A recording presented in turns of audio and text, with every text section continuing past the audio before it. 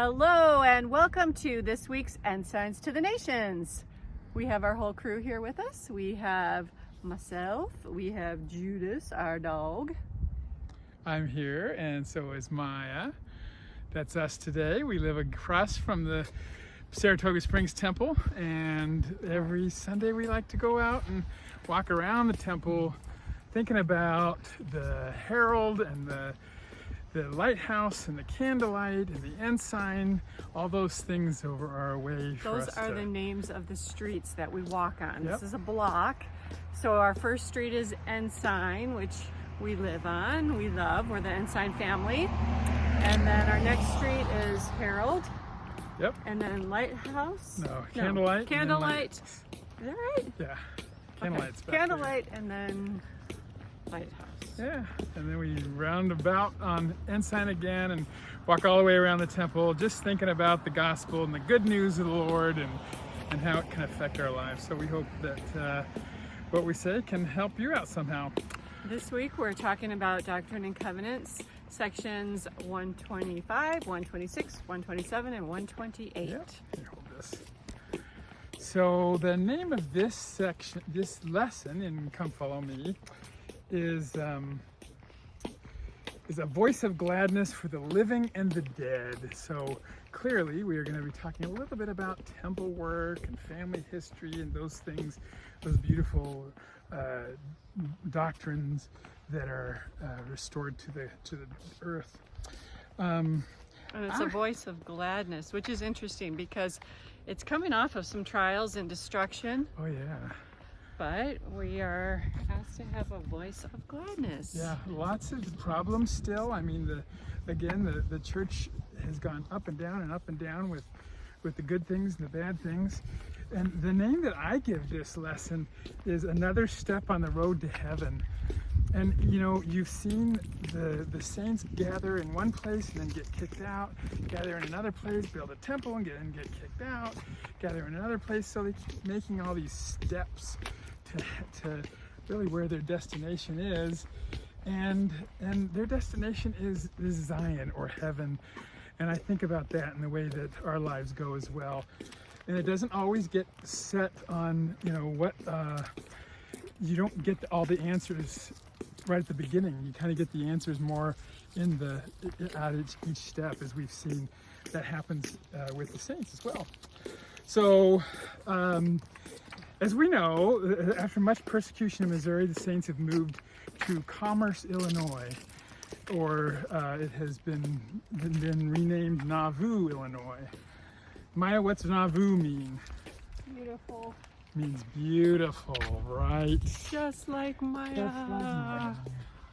Hey, this is Judas's favorite part of the week. He gets to go on a walk all the way around. He does. So Nauvoo, in July of 1840, Joseph pointed out where the temple's going to be in Nauvoo.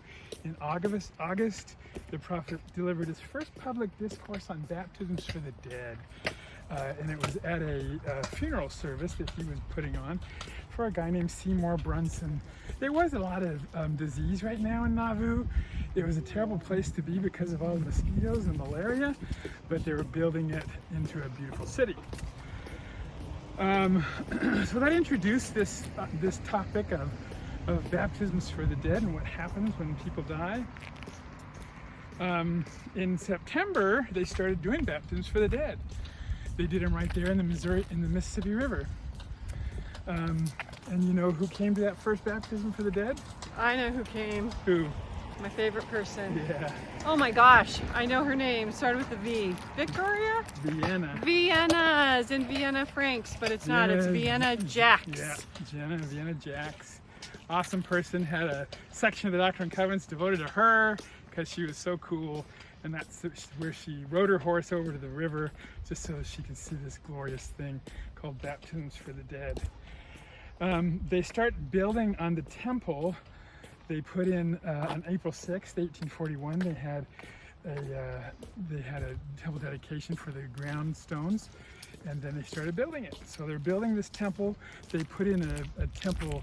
They put in a baptismal font in the basement of the temple in Nauvoo before they even finished the temple. They had the Lord had delivered some revelation to say, hey, let's keep this ordinance sacred, and let's do it in a sacred place, and let's do some sacred things. And that's why we get section 127 and 128. Section 126 is about Brigham Young.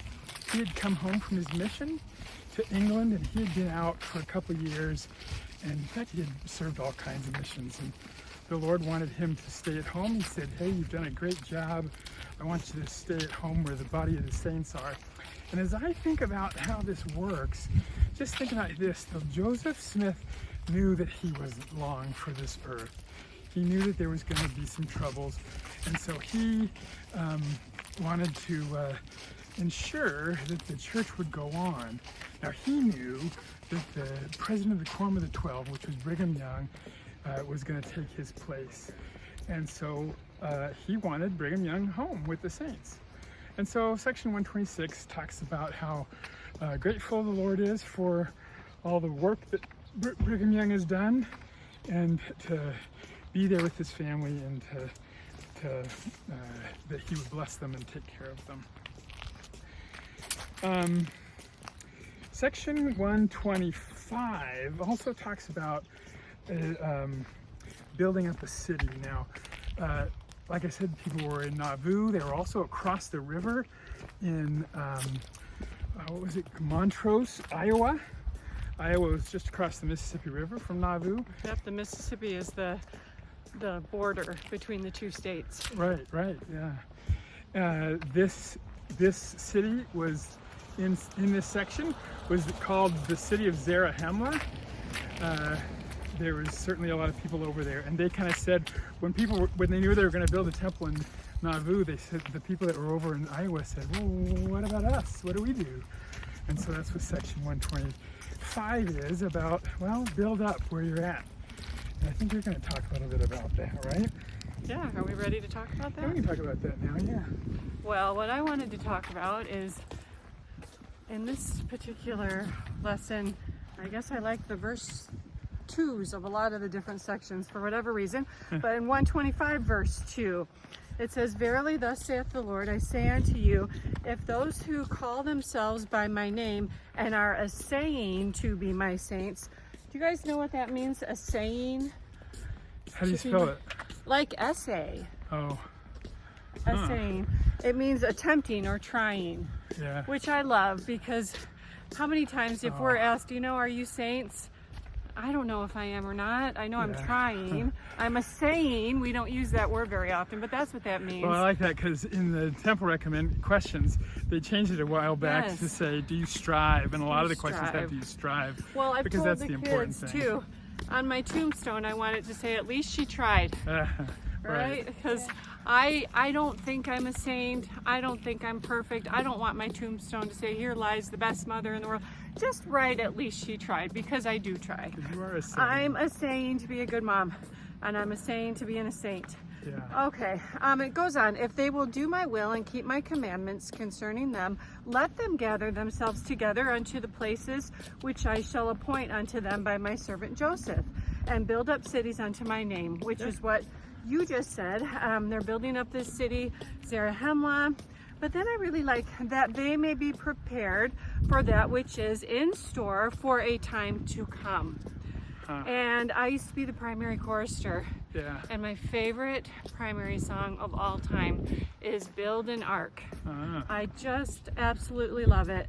I will build an ark before it starts to rain. I will follow the Lord and do all things in his name. I'll prepare every needful thing. I will walk in righteous ways. When the rain starts to fall on me, I'll be ready for that day. So I love that. I will build my ark. I will prepare every needful thing, so that when the rain starts to fall on me, I'll be ready for that day. And this is what he's commanding them to do when he says to build up this Zarahemla city. Right. So that they will be prepared and ready for that day. And eventually, it was actually helpful when they had to cross the Mississippi and they were going west. They didn't foresee that. They didn't really know that they were going to need some places that to city stay. of Montrose, Iowa, was a place of refuge, for sure. And boy, and all the things I've experienced in my life, different things with parenthood that I didn't expect to happen, or with grandkids that I didn't expect to happen, different trials. This last month has been as many trials in 1 month as I've had in my whole life, I think. Yeah. I've talked a little bit about it, but I was at the Charlie Kirk assassination, and then my home ward in Michigan, as you know, we've talked about before in the last few videos that we've made, and the shootings that went there, my brother being shot, very close loved ones being affected, some of them dying in that incident. Just so many things have happened this month. But my mind does go back as I study this week's lesson to that primary song. And we talked about primary songs, Sister Brown in General Conference. Oh, yeah. And I love that, how your mind does go back. These primary songs are so important for these little ones. Yeah. But you go back to it. I'll prepare every needful thing. I'll walk in righteous ways. When the rain starts to fall on me, I'll be ready. Right. And you know, people keep asking, how do you do it? How are you doing? How are you holding up? And I think I honestly was a little bit ready for that day. Not that it made it easier, but also just I had a foundation to stand on. Yeah. I had a family, a testimony, the gospel, a temple nearby. My home was a place of safety and security. All of these things made me ready for that day. Yeah. Well, and the Lord tells us to have a positive attitude towards it. One of my favorite scriptures from this section is 128 verse 22. And he says, let your hearts rejoice and be exceedingly glad. Now, how do you rejoice and be glad when things like that are happening all over the place?